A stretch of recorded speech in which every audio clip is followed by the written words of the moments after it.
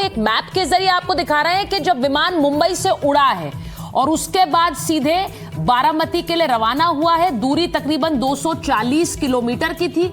25 minute का यह समय बारामती पहुंचने में लगना था और सुबह 8:45 पर यह विमान क्रैश हो गया। तो आप समझिए, मुंबई से उड़ान भर रहे थे अजीत पवार, उनका क्रू, और वहां सुबह उड़ान भरी और तकरीबन 8:45 पर मुंबई से उड़ान भरने के बाद वो बारामती पहुंचने वाले थे। पहली बार लैंडिंग की कोशिश की, लैंड नहीं हो पाया।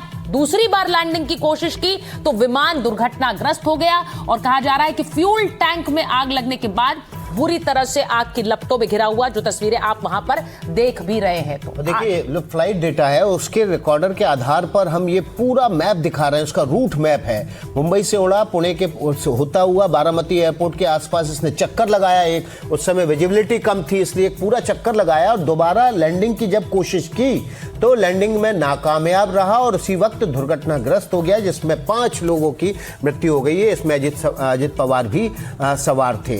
सुचारिता, आप कुछ बात करना चाह रहे हैं? जी, हमारे साथ रोहित चंदावरकर जी भी जुड़े हुए हैं, वरिष्ठ पत्रकार हैं। रोहित जी, ये सवाल मैं इसलिए पूछ रही हूँ क्योंकि अब एनसीपी, जो अजीत पवार वाली एनसीपी है, इसके फैसले कौन लेगा? ये रहेंगे सरकार में या फिर शरद पवार के साथ जाएंगे? क्या लग रहा है आपको? अब नेतृत्व कौन करेगा, फैसले कौन लेगा? अच्छा सवाल है। देखिए, पिछले 2 महीने से करीबन 11 दिसंबर से हम लोग ये बात अलग अलग चैनलों पे कर रहे हैं कि एनसीपी, शरद पवार की राष्ट्रवादी पार्टी और अजीत पवार की राष्ट्रवादी पार्टी दोनों पिछले 2 महीनों से एक साथ आने के एक एक्सरसाइज में जुटी हुई हैं। बिल्कुल। जो महाराष्ट्र में स्थानीय, देखिए, इस वक्त हम आपके सामने सीसीटीवी तस्वीरें रख रहे हैं उस हादसे की जो आज सुबह 8:45 पर बारामती एयरपोर्ट के पास हुआ है।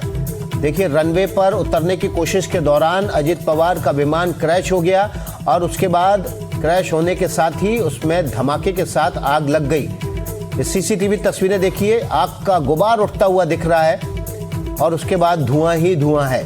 दूर से सीसीटीवी में रिकॉर्ड हुई ये तस्वीरें हैं जिसमें विमान, बहुत छोटा सा विमान, लड़खड़ाता हुआ नीचे गिरता दिखता है और उसके बाद धमाके के साथ ही आग का गुबार हवा में उठता हुआ दिखाई दे रहा है। ये तस्वीरें बारामती की हैं। बारामती के पास हाईवे पर ये एक सीसीटीवी कैमरे में तस्वीरें रिकॉर्ड हुई हैं। 8:46:04 जिस वक्त धमाका हुआ और आग का गुबार उठता दिखाई दे रहा है। तो 8:45 देखिए क्लॉक जब आपको नजर आएगी, और यही समय हम आपको बता रहे हैं जब विमान दुर्घटनाग्रस्त हुआ। एक दुकान आपको सामने नजर आ रही है, उसके ठीक पीछे आप धुएं का गुबार देखेंगे। धुएं का काला गुबार, पहले आग नजर आएगी और फिर काला धुएं का गुबार नजर आएगा। विमान यही दुर्घटनाग्रस्त हुआ लैंडिंग के समय। और अब जो सीसीटीवी फुटेज सामने आई है उससे साफ नजर आता है कि कैसे 8:45 पर टचडाउन करने की कोशिश दूसरी बार की, जो नाकाम हुई, और फिर विमान दुर्घटनाग्रस्त हो गया। इसमें अजीत पवार के साथ 5 और क्रू मेंबर्स थे और यह विमान दुर्घटनाग्रस्त किस तरह से हुआ वो अब तस्वीरों में भी सामने नजर आ रहा है। सीसीटीवी फुटेज, इस दुकान के ठीक पीछे आप देखेंगे कैसे विमान, क्योंकि वहां वो लैंड करने की कोशिश कर रहे थे और उसके बाद जो खबर आई उसने पूरे देश को स्तब्ध कर दिया। अजीत पवार नहीं रहे। तो ये जो फुटेज है, सीसीटीवी फुटेज, वो आपको दिखा रहे हैं। और टाइम जो आप देख रहे हैं, आज आप देख रहे हैं 8:45 से ये क्लॉक शुरू होगी, जो वीडियो फुटेज हम आपको दिखा रहे हैं, और उसके बाद वो 46 पर दिखेगी आपको, यही समय जब विमान दुर्घटनाग्रस्त हुआ है। तो ये तस्वीर आपको उस विमान क्रैश की, ये तस्वीरें स्तब्ध करने वाली हैं, क्योंकि विकास, जैसा हम बात कर रहे थे, सुबह सुबह जब ये खबर आई तो बार बार इसे चेक किया गया। जो पैसेंजर उस प्लेन में थे उनके नाम देखे गए, क्या अजीत पवार उसमें थे कि नहीं थे। ये सब बार बार सिर्फ इसीलिए क्योंकि एक आस थी कि शायद अजीत पवार का नाम उसमें ना हो। उनके समर्थक, उनके चाहने वाले, उनके पार्टी के नेता सब इस उम्मीद में थे, लेकिन आखिरकार सुबह की घटना, और सुबह जब लोग नहा धो के फ्रेश होके ब्रेकफास्ट के टेबल पे थे, उस वक्त ये खबर आई कि अजीत पवार का विमान दुर्घटनाग्रस्त हो गया है। तो बार बार चेक करना बहुत ज़रूरी था कि इतनी सुबह अचानक से विमान कैसे दुर्घटनाग्रस्त हो गया, क्या कार्यक्रम था और क्या अजित पवार वाकई में उस विमान में सवार थे, कौन कौन लोग सवार थे। लेकिन आखिरकार देखिए जो शुभेच्छाएं थीं वो कम पड़ गईं और जो खबर आई वो सबको दहला देने वाली थी। विनोद अग्निहोत्री जी, अब देखिए लगातार इस तरह के बयान आ रहे हैं कि पार्टी का क्या होगा, लेकिन इस बीच जो ममता बनर्जी का बयान है वो चौंकाने वाला है। ममता बनर्जी ने बयान दिया, पश्चिम बंगाल की मुख्यमंत्री ने, कि ऐसी खबर आ रही थी कि अजित पवार अलग होने वाले हैं बीजेपी से, एनडीए से, और उसके बाद ये घटना हुई है, इसलिए सुप्रीम कोर्ट के जज की निगरानी में इस मामले की जांच हो।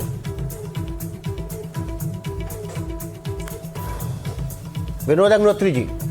जी, अच्छा मुझसे पूछ रहे हैं। देखिए, ममता जी ने राजनीतिक बयान दिया है और एक जो हमेशा कॉन्स्पिरेसी थ्योरी चलती है ये उसी तरफ उन्होंने इशारा किया है। लेकिन मुझे लगता है कि इतना बड़ा कि अगर वो एनडीए से अलग भी हो जाते तो उसके पीछे कोई इस तरह की साजिश रचेगा, मैं तो इस पर भरोसा करता नहीं हूँ। क्योंकि ये अभी जांच में तो और पता लगेगा कि दुर्घटना क्यों हुई, कैसे हुई, क्या दिक्कत थी। और 2023 में भी ये विमान जो है ये दुर्घटनाग्रस्त हो चुका था मुंबई एयरपोर्ट पर। ये भी खबरें हम लोगों के सामने है। तो देखना पड़ेगा विमान का रखरखाव कैसा था, मेंटेनेंस कैसा था, क्या दिक्कतें थी। क्योंकि बहुत सारी कमियां हमारे एविएशन सेक्टर में भी बहुत है जो हम लोग हमेशा देखते रहते हैं जिस तरह। और कई बार जो है वीआईपी जब फ्लाई करते हैं, क्योंकि विकास जी आप भी कई बार चले होंगे, मैं भी चला हूं, तो वीआईपी का भी प्रेशर रहता है। कई बार वो छोटी मोटी कमियों को नजरअंदाज कर देते हैं कि नहीं आप चलिए फ्लाई करिए चलकर, और उसका बनाते हैं क्या, मैं तो प्रेशर बनाते हैं। 2 बार ऐसा हुआ है मेरे साथ भी। मेरे साथ भी 1-2 बार ऐसा हो चुका है। वो तो संयोग से आप और हम कम से कम बच गए, या उस समय कोई वैसी बात नहीं हुई। लेकिन इस तरह के प्रेशर में देखे हैं कि वीआईपी बनाते हैं और पायलट मजबूरी में फिर वो फ्लाई करते हैं और कभी कभी ऐसे हादसे हो जाते हैं। अब ये तो ब्लैक बॉक्स की जांच से पता लगेगा। लेकिन मैं ये कॉन्स्पिरेसी थ्योरी पे भरोसा नहीं करता हूँ।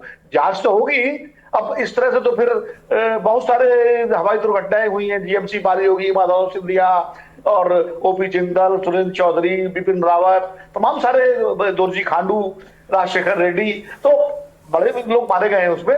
तो अब कॉन्स्पिरेसी थ्योरी इस तरह की, चूंकि बंगाल में चुनाव है, ममता जी तो इसका चुनावी मुद्दा भी बना सकती है और उनको बीजेपी को घेरना है, ये उनका पूरी तरह से, मैं इसको राजनीतिक बयान मानता हूँ।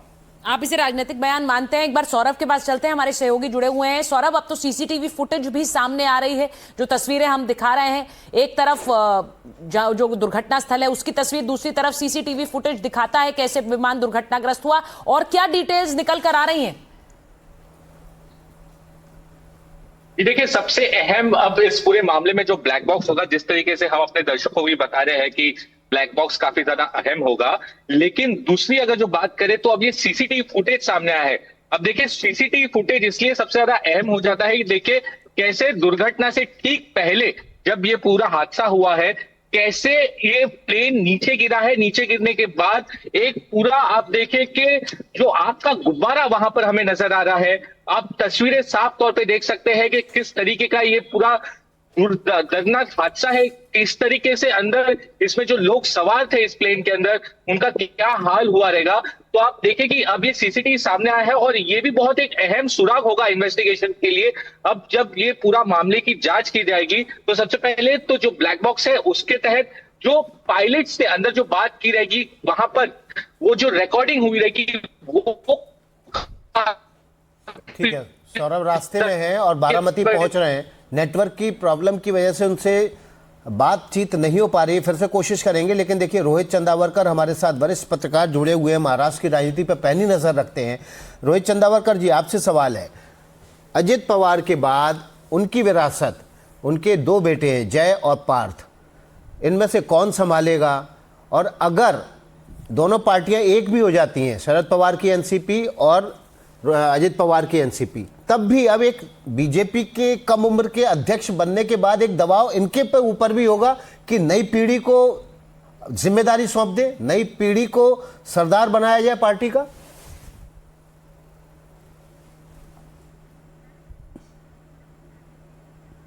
विनोद अग्निहोत्री जी, माफ कीजिएगा, रोहित चंदावरकर नहीं है हमारे साथ। विनोद अग्निहोत्री जी।